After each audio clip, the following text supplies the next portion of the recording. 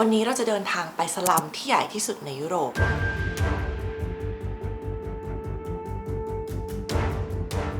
The famous gatehouse. Yeah, this area. Is it dangerous? Not really. Okay. ค่าเช่านะก็อยู่ที่มันเดือนละเกือบ 4,000 บาท 20 ตารางเมตรนะลูกเขาอยู่ข้างบนนะคะเพราะเขาโดนแทงตายไปแล้วค่ะ Una bela vai ter. Nada. Nada. วันนี้เราจะเดินทางไปสลัมที่ใหญ่ที่สุดในยุโรปที่ตั้งอยู่ที่กรุงบูคาเรสต์เมืองหลวงของประเทศโรมาเนียค่ะ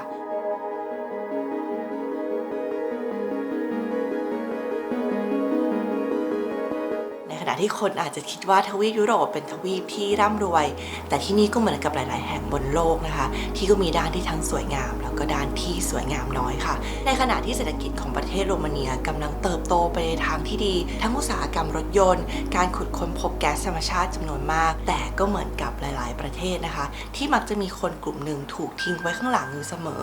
แล้วก็จะถูกทิ้งห่างออกไปเรื่อยๆอย่างชุมชนแห่งนี้ค่ะชุมชนแออัดแห่งนี้นะคะชื่อว่าเฟเรนตารีที่นี่เคยถูกพัฒนาเป็นเขตอุตสาหกรรมแห่งแรกของประเทศโรมาเนียและในช่วงยุคคอมมิวนิสต์นะคะตึกรามบ้านช่องในย่านนี้ก็ถือว่าทันสมัยที่สุดในประเทศเลยแต่ปัจจุบันสถานการณ์กลับตาลปัตรที่นี่กลายเป็นแหล่งเสื่อมโทรมและกลายเป็นชุมชนแออัดที่ใหญ่ที่สุดในยุโรป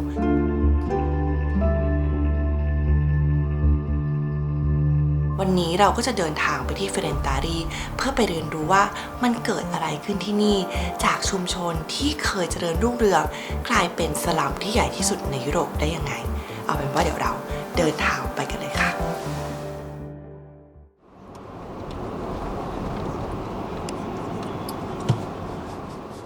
ตอนนี้นะคะเราก็มาอยู่กับไกด์ของเราแล้วนะคะนี่ค่ะมิสเตอร์ Vali. วาลี Vali. You're from Bucharest? From Bucharest. Born and Romania? raised. Yes. Were you born already during the communist era? Yeah, 83. It's like 40 years ago, right? Only 40 years ago, right? Yeah, yeah. It's changed so much now, though. It's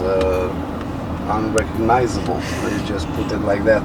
โรมาเนียเขาเคยเป็นคอมมิวนิสต์มาก่อนมันก็จะกินเวลาตั้งแต่ปี 1947 จนถึง 1989 ซึ่งก็ไม่นานมานี้เองอะที่เขามีการ revolution เลยก็ 30 ปีกว่าๆเลยนะคะและช่วงที่เขาเป็นคอมมิวนิสต์เนี่ยนะคะอย่างที่รู้แหละก็คือทุกอย่างมันซับซิไดซ์โดยรัฐบาลเนาะแบบชีวิตไม่ต้องคิดอะการงานก็ถูกแบบกำหนดมาแล้วที่อยู่ต่างๆฟรีน้ำไฟฟรีแต่คือขาดอย่างเดียวคืออิสรภาพ ตอนนี้ผ่านมา 30 กว่าปีละก็ได้อิสรภาพกลับมาเนาะก็อิสระมากขึ้น They said Romania now is like the economy grows so big like it's like they got Yes, indeed. natural gas We have car everything. company everything But Wow. everything is owned by foreigners. Unfortunately. Really Take the Dacia brand. This is a Romanian brand, Romanian car, owned by Renault. Oh it's French Yeah. Ah After 89, everything was sold to the big corporations, other governments, and so on. Even the gas that we produce, it's owned by the Austrians and the Kazakhs. So, and the largest iron plant is owned by ArcelorMittal in India. What So like what from communist time where you own everything like Exactly. every single thing or material everything Yeah, and we now reached the American dream. We don't own anything. Yes. What about the Ferenteri? People say it's most dangerous, it's the biggest slum in Europe. Is it true? Well, I'll let you make your own assumptions and Okay. opinions when we get there, because, in my opinion, it's not that bad as it might seem.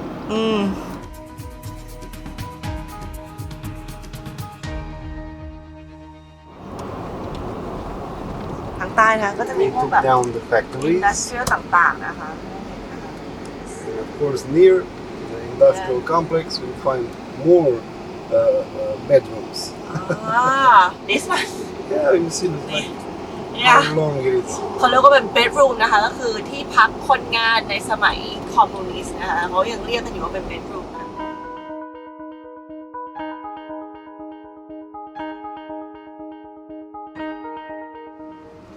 นะคะอีกไม่กี่กิโลจะถึงเฟรนตารีแล้วค่ะ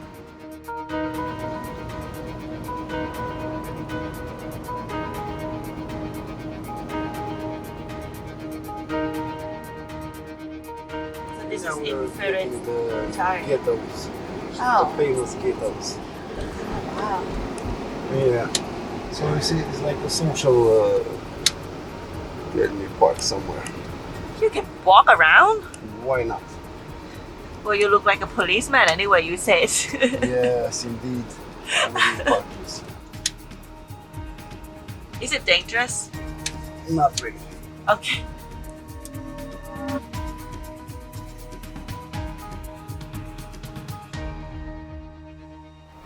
This is the famous area that everybody talks about. And it's what it is. And this is not due to the government. The government always try to do something. It's about the people mostly. Who live here? Mix. A mix. It's not a rule that it's only Okay. the gypsies or the Romanians. So they get free food, free stuff from the government here? Yeah, pretty much, yeah. So Yeah, they don't so- work? Some work, some don't. What kind of job can you get though? If, for example, if you're a gypsy, You can get any job. Depends on your can you go skills. to school? Of course, Is it free? of course. It was an issue because they didn't go to school that much.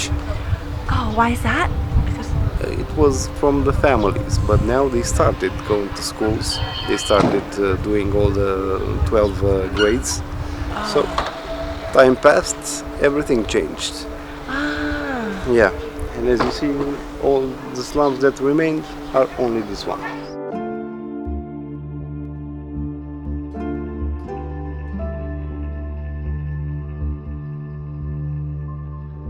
people get confused about Romanian and Romania. Yeah, pretty much. But nobody says Romani. Nobody says this is only labels from the Western. So gypsy is from Romania? No. No, the term no. It's not a Romanian term. This you'll find in every country. Not all are Romanian. Romanian gypsies, are Italian gypsies, French gypsies. So they're like ethnic, yeah? Exactly. In Romania. Exactly. Maybe we should walk around then. Oh, let's go see a little bit. ไกด์เขาจะบอกว่าคนเนี่ยก็จะโยนของลงมาที่พื้นกันอย่างเงี้ยทิ้งไว้อย่างเงี้ยค่ะแล้วก็เทศบาลก็มาช่วยกันกวาดนะคะโยนลงมา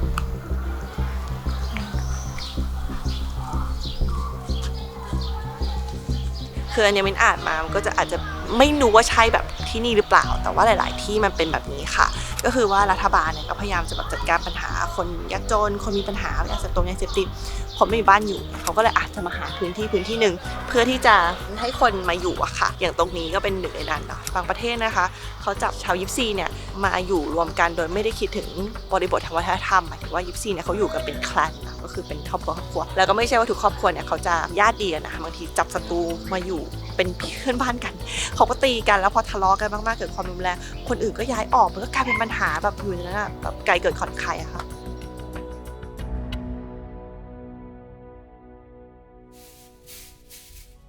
Usually it was bad, very Maybe bad. they know you're coming so they clean the street Oh. ที่นี่เขาจะช่วยกันทำความสะอาดนะจริงๆจากที่ดูมานะคะขยะเยอะมากแต่น่าจะเป็นภาพเก่านะคะตอนนี้สะอาดนะคะ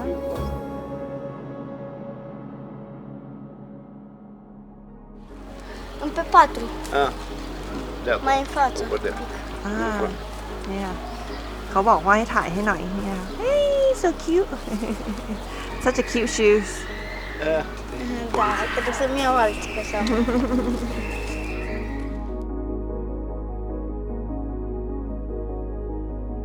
เฟรนตารีเนี่ยมันก็ถือว่าเป็นแอเรียหนึ่งเป็นเขตหนึ่งอะนะ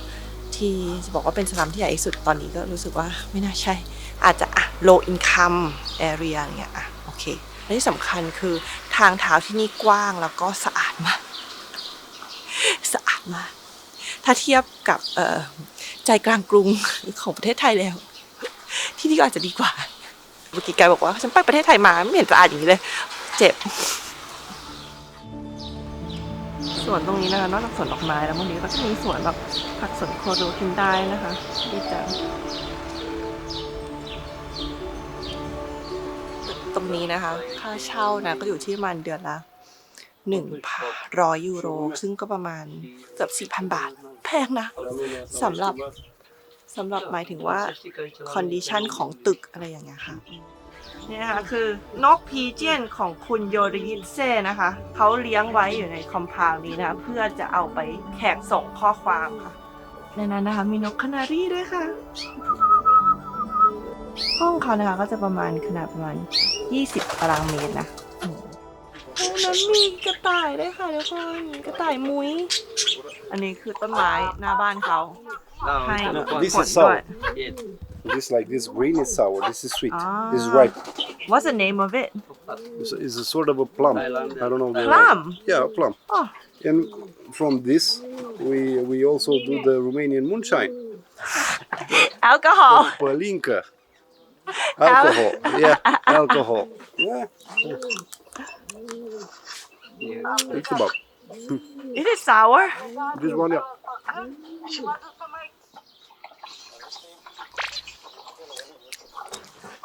It's like tomato.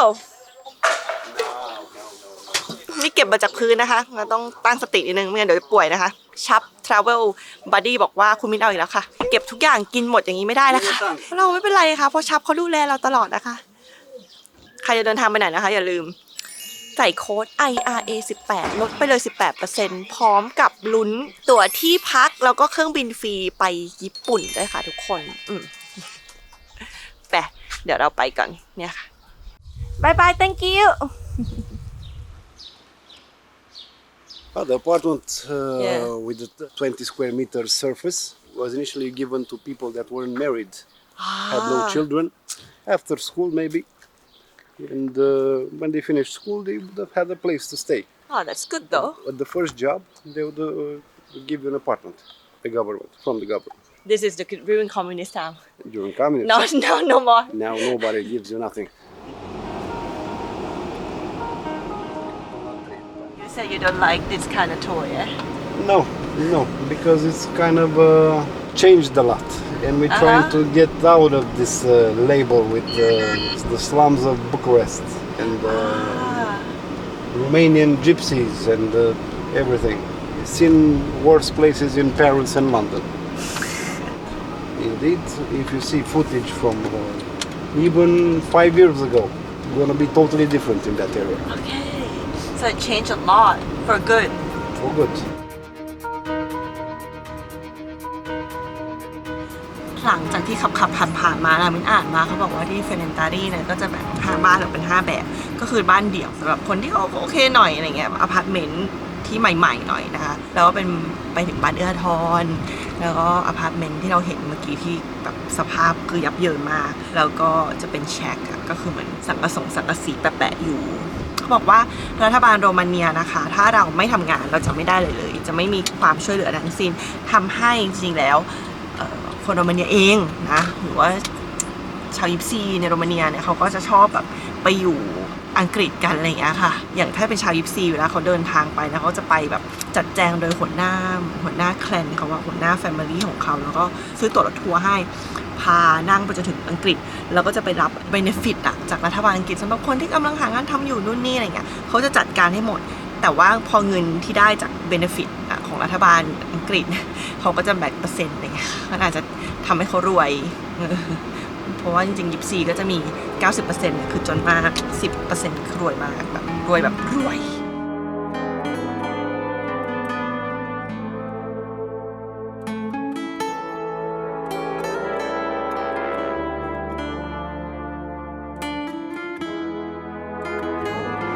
เราเข้ามาเดินในตลาดของราโควานะคะซึ่งก็จะเป็น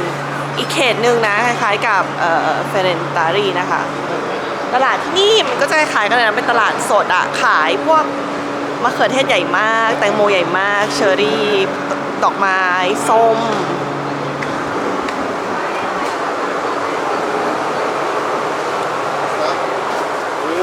with tomatoes works. Very nice. So Romanian cook a lot For tea. huh that Lingam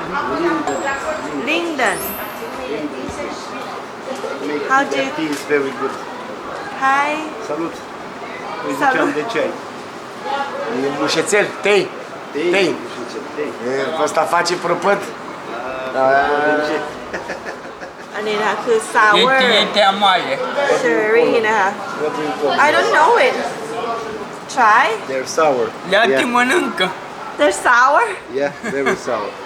oh But it's nice. good for alcohol Yeah, very good. And you make like thank a you liqueur. so much Ia, Mulțumim. bagă but you voia. say it's sour Very sour.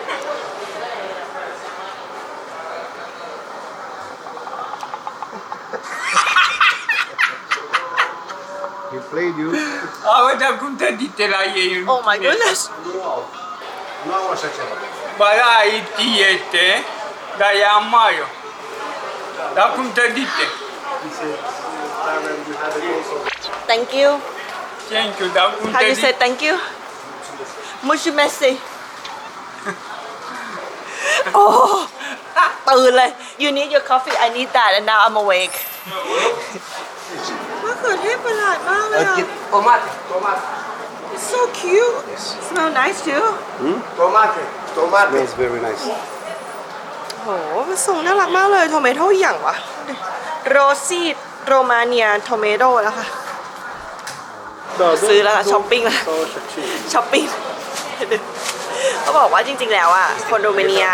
ส่วนใหญ่อ่ะก็คือกินนอกบ้านเหมือนกันแต่ว่าจะกินในบ้านคือหมายถึงว่าทำกับข้าวกันเยอะเขาก็จะมันเนี่ยซื้อกันในตลาดทำกับข้าวกันเขาซื้อมะเขือเทศเสร็จปุ๊บเขาก็ส่งมาให้พี่บอกว่ากินเลย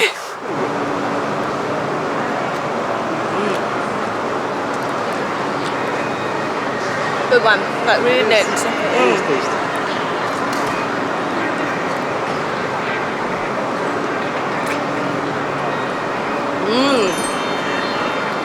Told you.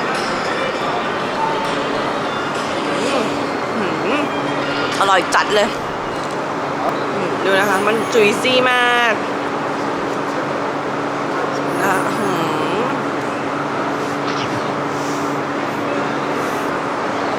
หมดแล้ว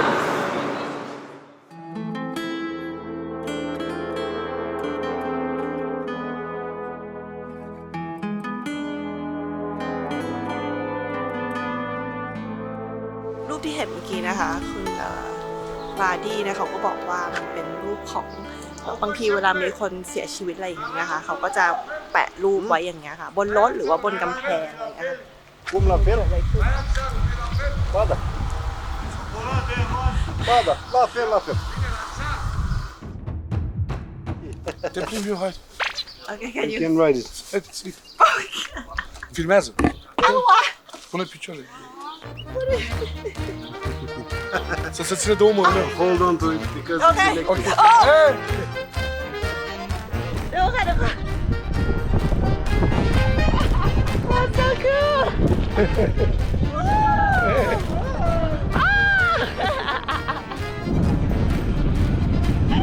ทำอะไรดีดีกว่านี้ค่ะ Oh it's so nice so smooth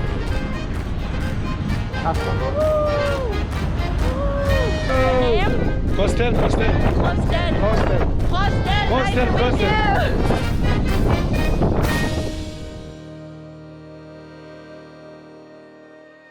Ceva, mai zi, metal de la. Thank you You guys live here? Stați aici, Da, voi? da, da. Yes. Yeah? Yes, Inside? yes. What do you do like for a living? Întreabă cu ce vă ocupați. Casnici. Muncim pe I have șantier. here one shop Zidari. Zidari. De astea. Da, da, da. for clothes. They sell clothes. What? They sell clothes. They sell clothes. Yeah. Țap, țap, țap. They have a But shop you in the... you saw your shirt? Dacă ți-ai vândut și cămașa. Nu, uite, uite, uite, uite, uite, uite. You have here. E nevoie. Da. Thank you so much. Thank you. Thank you. เรากำลังจะเดินออกจากชุมชนแออัดอีกแห่งหนึงนะคะคือราฮวานะคะ ก็จริงๆเราก็น่ารักมากเลยเมื่อกี้ก็นั่งยืนคุยกับเขานานมากเลย เราคุยกันเรื่องประเทศไทยเรื่องโรมาเนียเรื่องต่างๆแบบแล้วเขาก็แบ่งโค้กให้กินนู่นนี่อะไรเงี้ย ก็น่ารักก็คือก็ it is what it is อะก็ take it as it is อะค่ะทุกคนไปเดี๋ยวไปกันต่อค่ะไปหาอะไรกินหิวที่เห็นหลังใหญ่ๆตรงนี้นะคะก็เป็นบ้านของยิปซีเหมือนกันนะหลังนี้เป็นแบบหลังที่ดังมากของโรนชาร์กเห็นลูกเขาอยู่ข้างบนไหมคะเพราะเขาโดนแทงตายไปแล้วค่ะ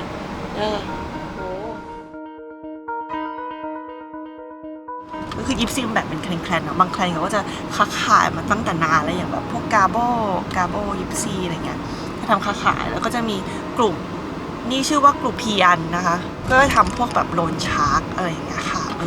แต่ละกลุ่มก็ไม่เหมือนกันเนี่ยบ้านเขาก็จะแบบนี้เลยอะใหญ่อย่างนี้เลยอะดูสิจริงๆเราจะได้ไปเรียนรู้เรื่องราวของชาวยิปซีมากขึ้นนะเมื่อมินเนี่ยเดินทางไปอีกเมืองนะคะมินจะนั่งรถไฟขึ้นไปที่ทรานซิลเวเนียซึ่งเขาบอกว่ามีชุมชนของชาวยิปซีเนี่ยอยู่เยอะแล้วก็หลายๆแห่งยังมีความเป็นแบบ traditional ใช้รถม้าอะไรกันอยู่เลยนะเราจะไปอยู่ที่นั่นกันแต่ตอนนี้ขอไปกินข้าวก่อนเพราะว่าเมื่อกี้ตอนที่คุยกับกลุ่มคนที่อยู่ข้างหน้าตรงราโฮวาค่ะเขาบอกว่าเธอได้ลองกินอาหารโรมาเนียหรือยังเป็น tripe cow tripe Tripe soup. Tripe is the stomach of the cow. ก็คือกระเพาะวัวเราจะกินกระเพาะวัวแบบ Me โรมา personally, เนีย I กัน like it. You like it? Yes. Okay, we gotta eat. ที่นี่นะคะเขาบอกรถแทรมนะคนไม่ค่อยใช้กันนะคะเพราะว่าเขาไม่ชอบดูจนนะเราก็จะต้องขับรถกันอันนี้มินไม่ได้พูดแต่ไกด์พูดนะคะก็จะไม่ค่อยมีคนบนรถเลยนะคะ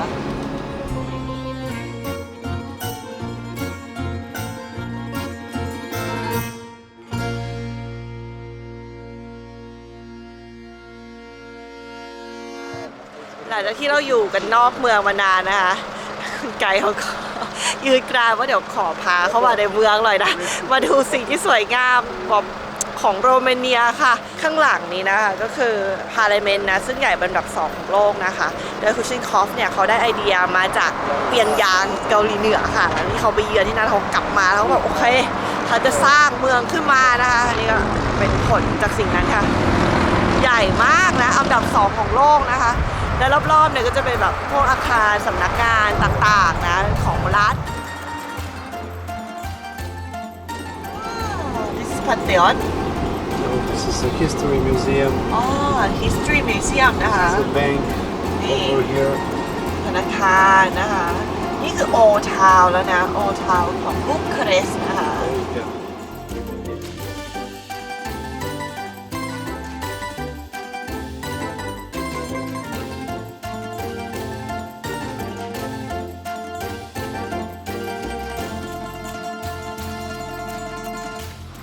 เดี๋ยวเราเข้าไปกินข้าวกันค่ะตอนนี้เราอยู่ในเมืองเก่าแล้วเรียบร้อยคอมมิวนิสต์นะคะแล้วก็ยุคเนี่ยตึกยุคศตวรรษที่19ศตวรรษที่18ค่ะนะจ๊ะไม่เหมือนกันเลยโอ้โหเดี๋ยวเราจะกินกันที่ร้านนี้ค่ะวาตรารีสตอรองพาราซ่า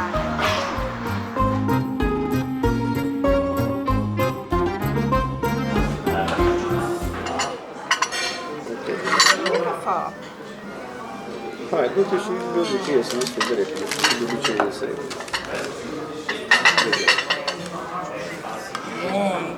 Oh wow This is the tripe. You like it? Yeah, me personally. How do you call it in the Ciorbă de burtă. Ciorba de multa Da. And this one? Ciorbă de fasole. Ciorba de fasole Fasole, da. โอเค เราจะมาลองชิมจอร์เบเดบุตตาหรือว่ากระเพาะวัวแห่งโรมาเนียค่ะ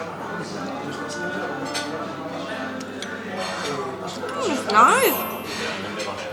กระเพาะวัวจะเหมือนกระเพาะหมูเลยค่ะดูนะคะมันจะดึงๆเหมือนกันนะ Very meaty, actually. ดูนะ นี่น้อยซุปทำมาจากกระดูกวัวนะคะ แล้วก็ใส่ครีมนิดนึงนะคะดีเลยอ่ะ I like it too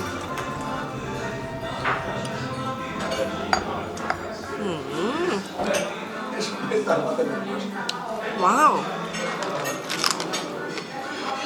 เหมือนตอนแรกนึกว่าแบบมันจะรสชาติมันต้องแบบมาหนักๆอะไรแบบซุปวัวเพราะแถวนี้แบบอาหารหนักหรือเปล่าเนี่ยแต่คนพบว่าอาหารโรเมเนียไม่หนักเลยนะค่อนข้างแบบบางๆแล้วเนื้อซุปหอมมากทุกคน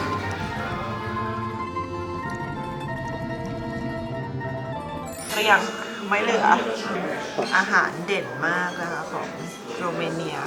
What about the fasole โอเคซุปถั่วกับเนื้อนะคะกลิ่นหอมมากนะคะแล้วถั่วแบบ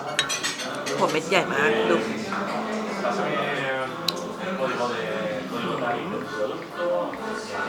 รสชาติไม่หนักเลยออกมะเขือเทศหวานๆเปรี้ยวๆก็คือในนี้นะคะจะมีมะเขือเทศ parsley radish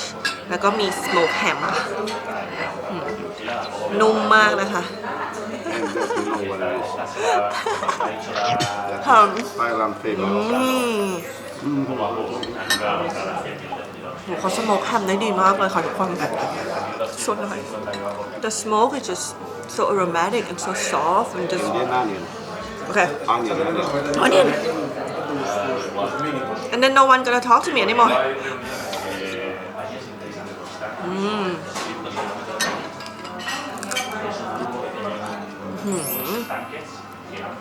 เข้ามานะคะระหว่างหมู3ชั้นลมควันกับไอ้เนี่ยหอมแดงใครไปคิดดูamazing combination ว้าว my god Indeed. Sweet lahana.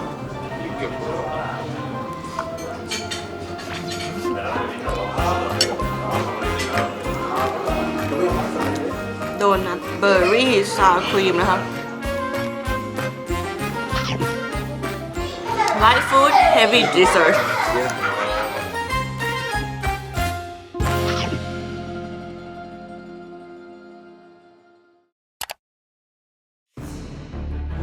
เดินตามตำรวจเลยนะคะตอนนี้เธอรู้ไหมว่าเธอเลือกขบวนรถไฟแย่ที่สุดเท่าที่เธอจะเลือกได้เลย